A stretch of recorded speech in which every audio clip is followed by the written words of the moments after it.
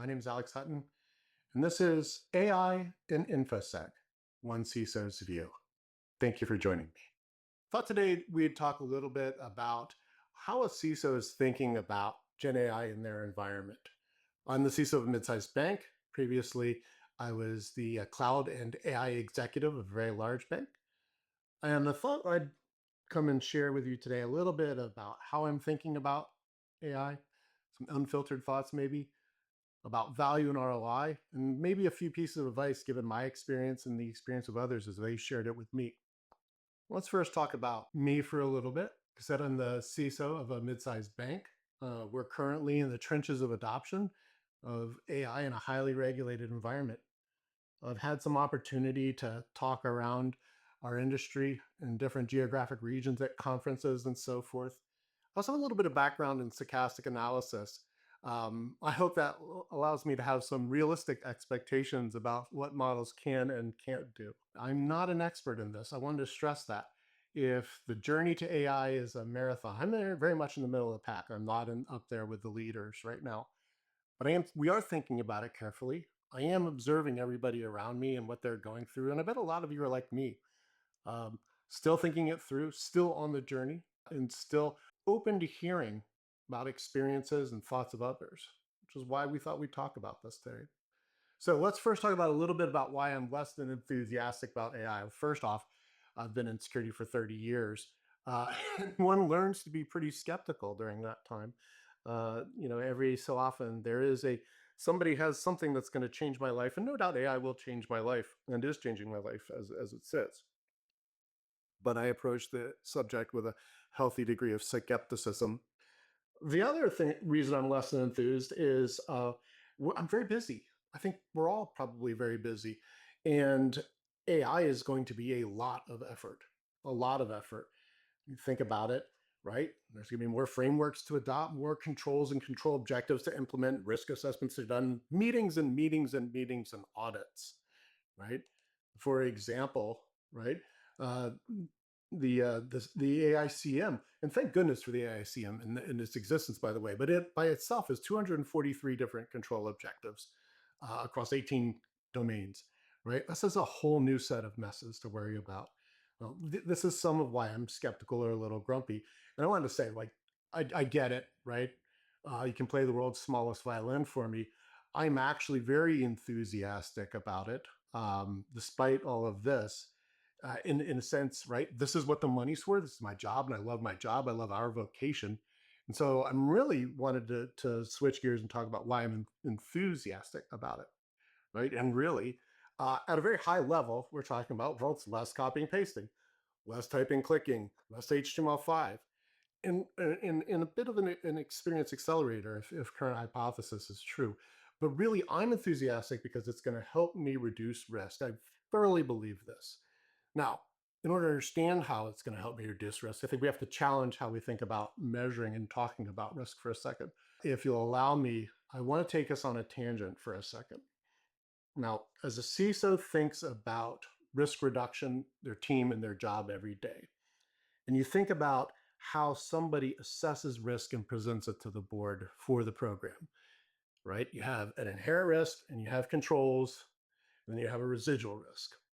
And the inherent risk is measured by going through control frameworks and then asking if those controls exist in my environment, right? If you think about this like a sports team, what you're really saying is the sports team playing on a field that is in the right dimensions? Do they have the right equipment? Is the equipment up to specs? Do they have the right number of players on the field? Do the players have playbooks that instruct them on the plays and so on and so forth? And this is all really important, don't get me wrong. You want this, and we want it ubiquitously in our industry. The problem with this approach is nobody's told me whether my team is any good or not. Am I the woeful West Ham United, or am I the mighty Bournemouth? We don't know, right? Because this audit is insufficient in its ability to tell me if I'm any good at the job. It just tells me whether I understand the job at length.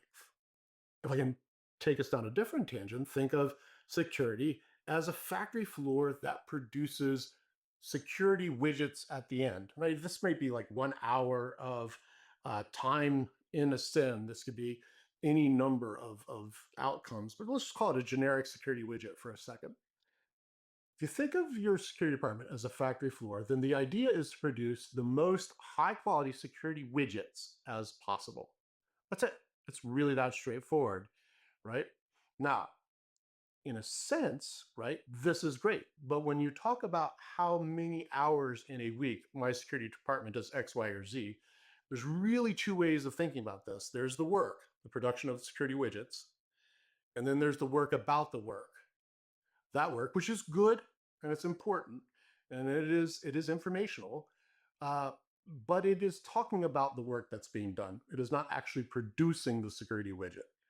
And if it is like the previous audit example, it's not even talking about whether or not the security widget's any good. It's just how does it exist, right? So when I think about reducing risk, the main premise I have, and the premise I want to take through the rest of this presentation is making your team productive reduces risk, right? It is producing that security widget. That includes more time doing the work, less time doing work about the work. Let's go into part 2 here. Where can I streamline the factory, right? How do we become more productive, and how are we thinking, how's this CISO thinking about utilizing AI to reduce risk? Well, first, I want to borrow from a panel I was on recently, talk about some misconceptions that folks have. The question was most common misconceptions CISOs have about AI-driven productivity gains. And here's a couple that spring to mind for me.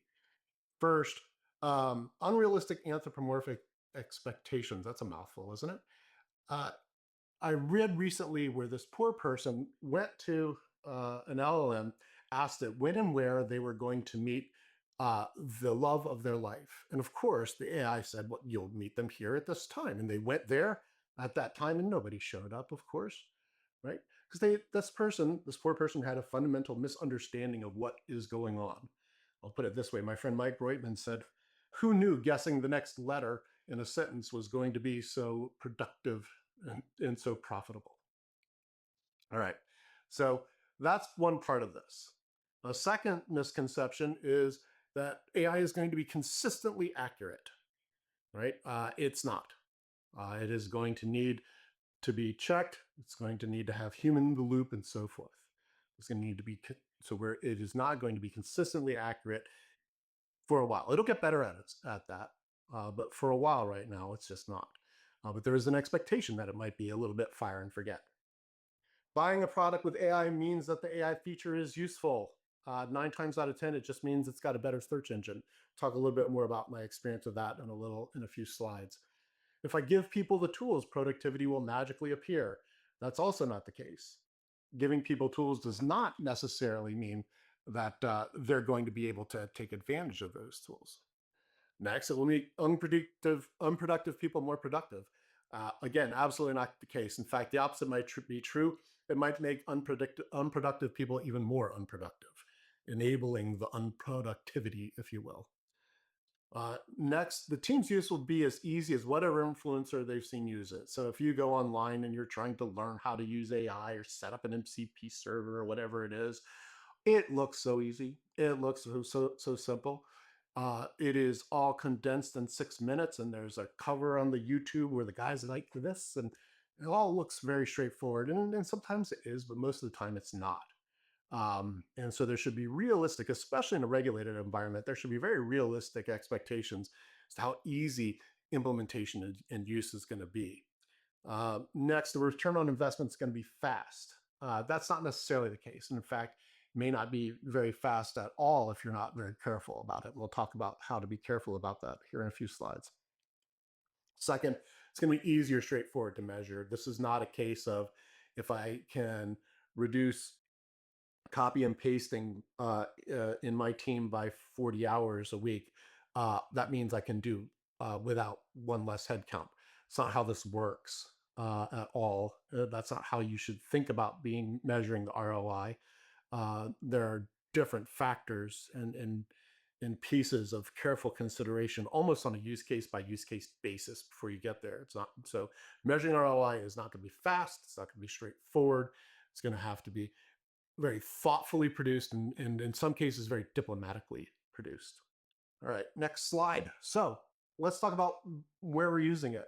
Well, one great place is using an LM to predict what information I want to see, right? And in this case, it's very tempting to run straight to detection fatigue because that's a fairly uh, common issue that all of us face. And that may be a great use case, but I want to encourage you to think a little differently on the subject for a second, right? So I don't believe, and don't take it this way, that uh, uh, adding JI into a threat hunting platform is going to make a junior analyst a senior one. But both within the context of threat hunting and many of the other things that we do, what we have learned to do over the last 30 years is understand patterns that create the security widget that creates secure, whether that's in GRC land, whether that's in threat hunting, threat and vulnerability management, so on and so forth, red teaming, what have you, right? Experience is simply understanding a broader breadth of patterns than somebody who is less experienced, and the ability to be successful at the implementation of decisions around those patterns versus somebody who hasn't had that experience yet. And that using that very simple and straightforward definition of experience, right? If you some of the platforms that we're seeing are helping people, they're presenting patterns. Let me say it this way: they're presenting patterns faster than we could possibly ever have learned them 15 years ago when we started threat hunting in this example. So suddenly I've got a junior analyst who is being presented with patterns rapidly that it took my senior analysts 15 years ago months to learn and determine and creativity to figure out. Now there's good and bad to both of that, what I'm saying. But what I am saying is there is potential for an experience accelerator there, and that's very, very exciting to me. Next, predicting what I need to type, right? Vibe coding and security orchestration and automation is a really great use case there. Don't get me wrong, but I've also seen Gen AI become very useful in strat and tac intel for some CTI teams. Very happy to talk to folks about that. Um, Security governance and risk management. Recently, my team refreshed and rebuilt the standard that we own around CIS benchmarking and configuration management. And being a regulated entity, for those who don't know, bank examiners use what's called the IT Examiner's Handbook from the FFIEC as a handbook by which the examiner measures or and observes and looks for the bank's security program and what the good components of that is. And so I basically went and said, hey, I am an FFIEC examiner. I'm going to be reviewing a configuration management standard. Uh, I'll be utilizing the IT Examiner's Handbook to do so.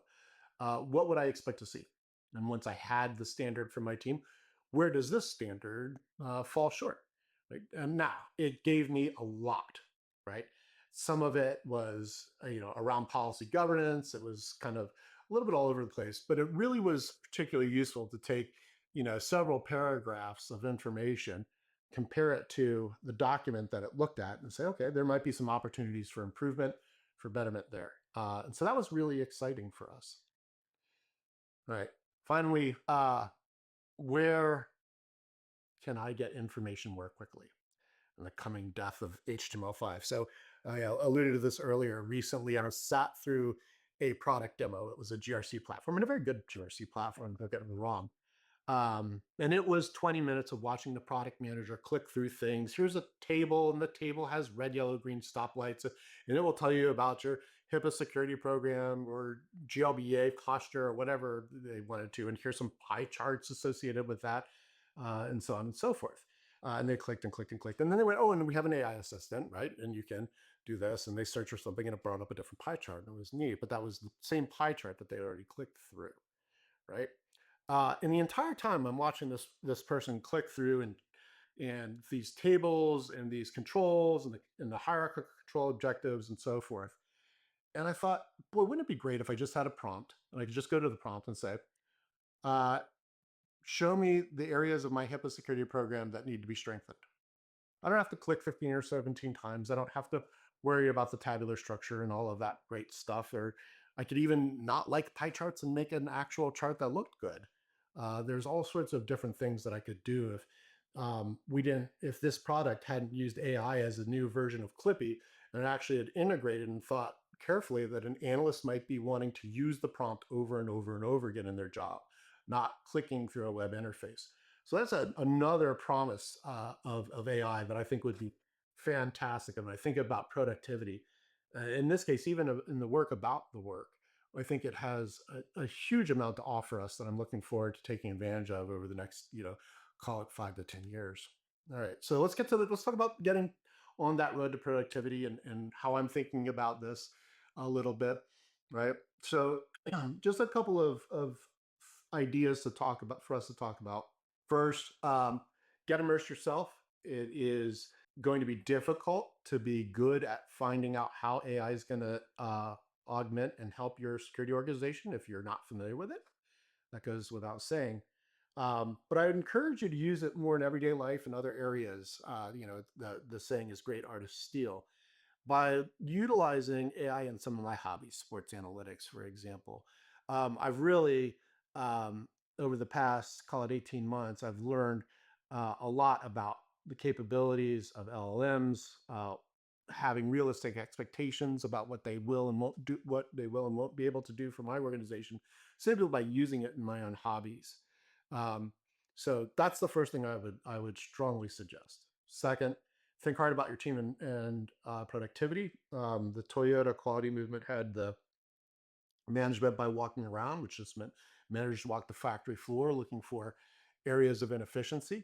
Encourage you to do the same thing, right? Think about, you know, your organization, how you structured it, the widgets that each part of your organization produce, the widgets that you need to produce, and talk to the board of directors about, and so on and so forth, right? Thinking hard about your team and productivity will probably get you a couple of really good use cases to think about, right?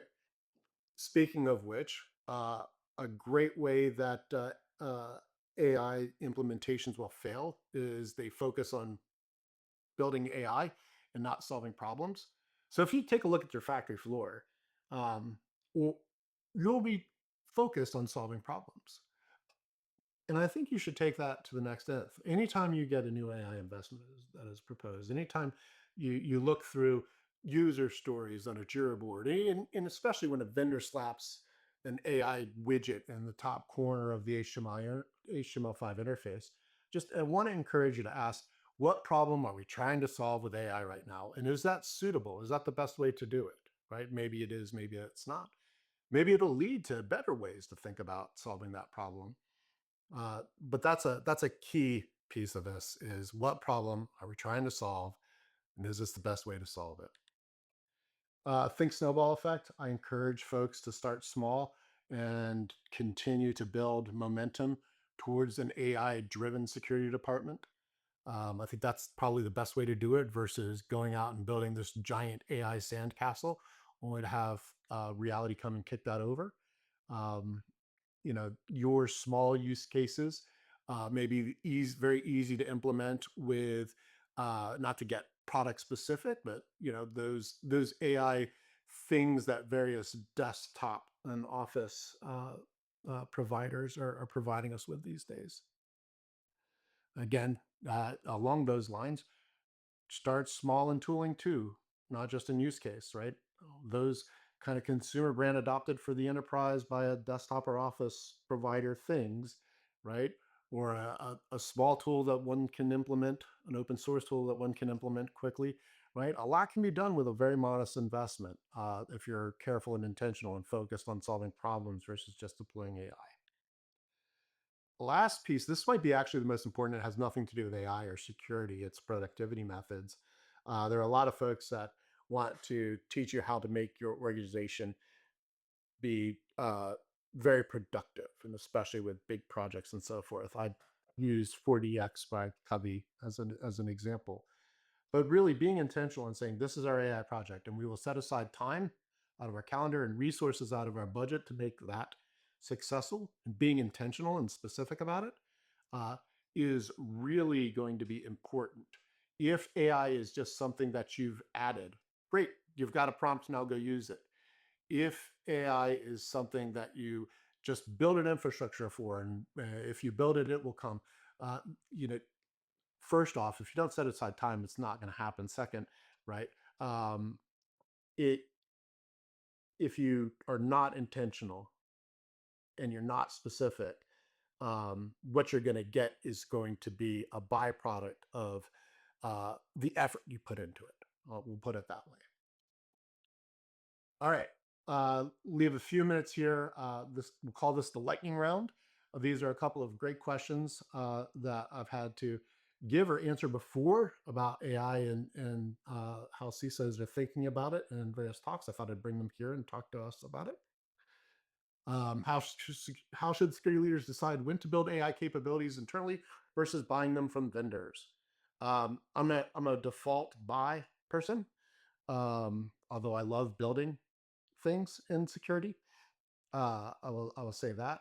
I think build versus buy for me comes down to the second question: is my team ready for it, and is it the best use of their time?